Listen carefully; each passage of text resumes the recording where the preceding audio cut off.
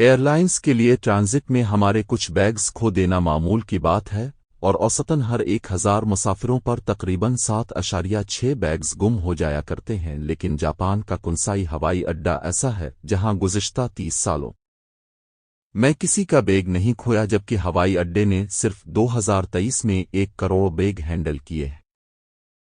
کچھ بیگ انسانی غلطی سے گم ہو جاتے ہیں اور انہیں روانگی کے وقت ہوائی جہاز پر نہیں رکھا جاتا ہے۔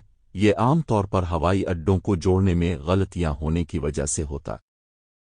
بیگز کو عام طور پر ٹیگ کیا جاتا ہے اور چیک ان پر بار کوڈ دیا جاتا ہے، اور بعض اوقات جب بیگ گیٹس پر بھیجے جانے کے لیے کنویئر پر ہوتے ہیں، بارکوڈز مشینوں کے ذریعے پڑھے نہیں جا سکتے اور اس لیے انہیں عملے کے ذریعے چیک کرنا پڑتا ہے، اسکین اور دستی طور پر ترتیب دیا۔ یہ انسانی غلطیوں کا باعث بن سکتا ہے، یا بدترین صورتوں میں ان تھیلوں کو وقت پر پھاٹکوں تک پہنچانے کے لیے کافی وقت نہیں ہوتا۔ خصوصاً وبائی مرض کے دوران بھی ایک مسئلہ رہا کہ اس سے نمٹنے کے لیے کافی عملہ نہیں ہوتا تھا۔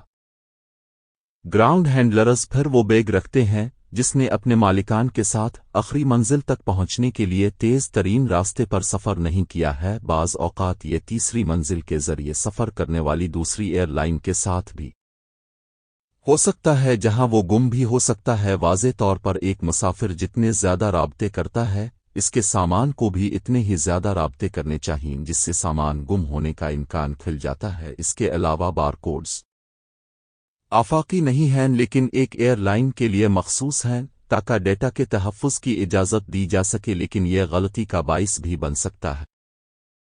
کنسائی پر سامان گم نہ ہونے کی وجہ یہ ہے کہ وہاں تھیلوں کو کئی بار چیک کیا جاتا ہے، اور عملہ اس بات کو یقینی بناتا ہے کہ آمد پر تھیلوں کی تعداد روانگی کے وقت ریکارڈ کی گئی تعداد جتنی ہی ہو۔